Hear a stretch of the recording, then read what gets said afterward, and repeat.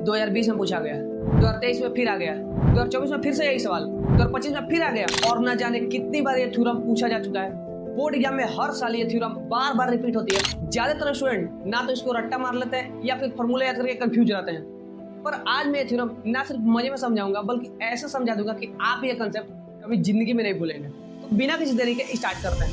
तो सबसे पहले हम बीपीटी या थेल्स थ्योरम की स्टेटमेंट को समझ लेते हैं। तो स्टेटमेंट कहती है कि if a line drawn parallel to one side of a triangle, means triangle के किसी भी एक साइड के पैरेलल एक लाइन को ड्रॉ करते हैं।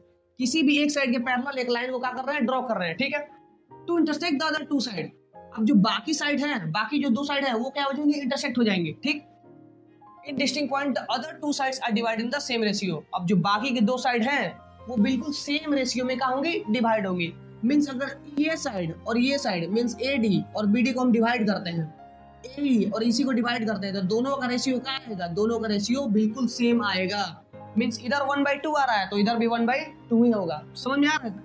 अब बाकी गिवन बोला गया है कि एक ट्रायंगल एबीसी, गिवन में लिखा गया एक ट्रायंगल एबीसी है जिसमें लाइन डी बीसी के पैरेलल है और इंटरसेक्ट कर रहा है डी और ई पर। अब हमको प्रूफ क्या करना है, सो टू प्रूफ हमको प्रूफ करना है कि AD divide by BD is equal to AE divide by EC। ये क्या करना है, हमको प्रूफ करना है, ठीक है। इसमें बस एक कंसेप्ट आपको रिकॉल करनी होगी। याद करो एरिया ऑफ ट्रायंगल, क्या याद है, area of triangle equal to half into base into height.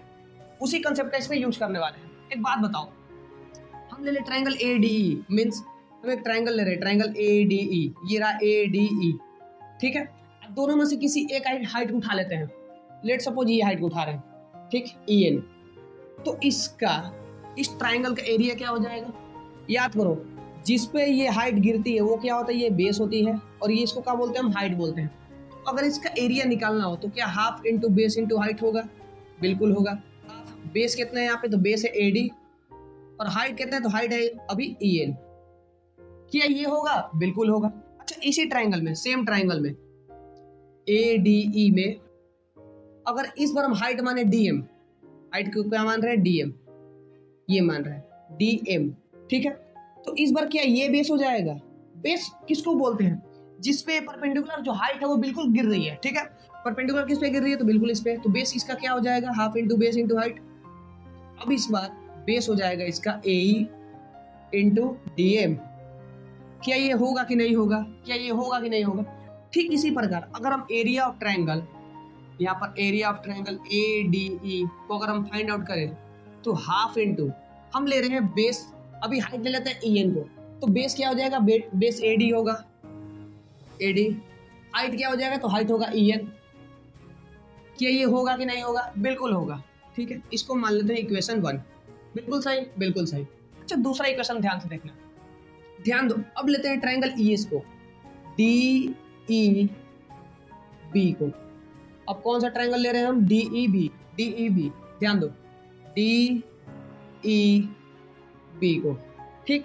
अच्छा, जरा गौर करना, क्या इसका भी हाइट यही होगा, क्या इसका भी हाइट यही होगा, क्योंकि दोनों सेम बेस पे हैं। क्या इसका भी हाइट इसी पे होगा, देखो तो, क्या इसी का हाइट बिल्कुल यही होगा। EN इसका भी क्या हाइट होगा, बिल्कुल होगा। EN इसका भी हाइट क्या होगा, बिल्कुल होगा। देखो बिल्कुल सेम बेस पे गिरने वाला ये भी। तो अगर इसका हम एरिया निकाल लें तो हाफ इंटू बेस, बेस जिस पे हाइट गिर रही है मीन्स BD इंटू और हाइट क्या लिए हम, EN। तो इसका एरिया हो जाएगा area of triangle BDE half into EN into BD, base into height की है। ये रहा इक्वेशन 2।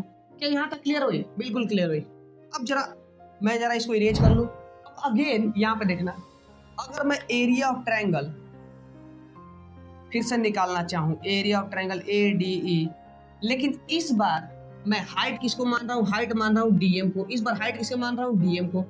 तो क्या हाफ इंटू बेस, बेस क्या ये हो जाएगा जिसपे परपेंडिकुलर गिरता है, तो बेस इस बार AE हो जाएगा और हाइट तो DM हाईवे के लिए मेरा। क्या चीज क्लियर हुआ, इसको मानते हैं इक्वेशन 3। यहाँ तक कोई दिक्कत नहीं, बिल्कुल क्लियर हो रहा है। अच्छा, अब जरा ये ट्रायंगल का देखो, DEC को जरा देखते हैं, DEC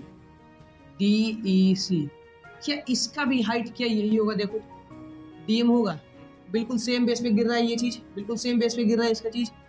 तो area of triangle D E C is equal to क्या हम बोल सकते हैं, half into E C into D M. कोई दिक्कत? क्या ये चारों इक्वेशन आपको अच्छे समझ में आया? अगर नहीं समझ में आया तो रिपीट करके वापस देख लीजिए, ठीक है। अब मैं जरा इसको इरेज करता हूं। अब हम क्या करने वाले हैं, इक्वेशन 1 और इक्वेशन 2 को डिवाइड करने वाले हैं और इक्वेशन 3 और इक्वेशन 4 को डिवाइड करने वाले हैं। Dividing equation 1 and 2। सो हमें क्या मिलेगा यहाँ पे, हमें क्या मिलेगा यहाँ पे? सो हमें मिल जाएगा area of triangle A D E divided by area of triangle B D E is equal to half into A D into E N, बिल्कुल divided by half into E N into B D. क्या ये होगा? बिल्कुल होगा। E N C N cancel, half से half cancel, तो हमें यहाँ पे क्या मिला, A D by B D. Same यही चीज अगेन करने वाले हैं, dividing equation 3 and equation 4।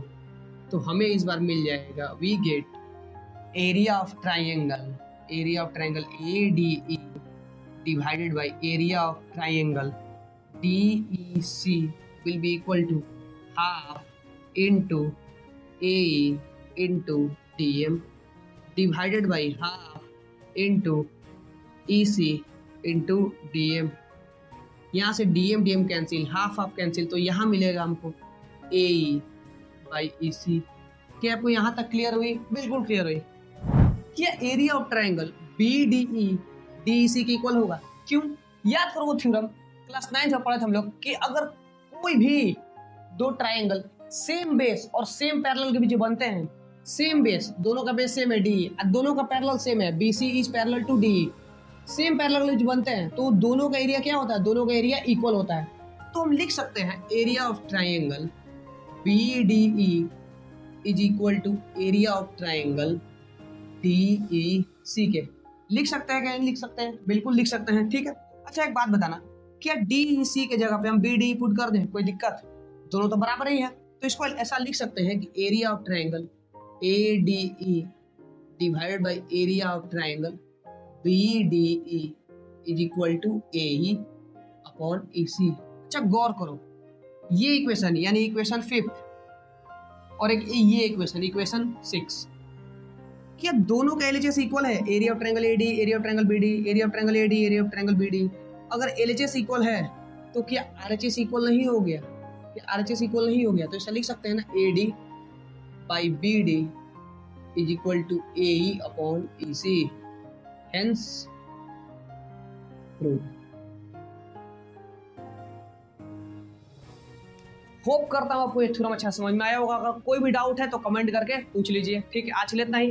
Radhe Radhe.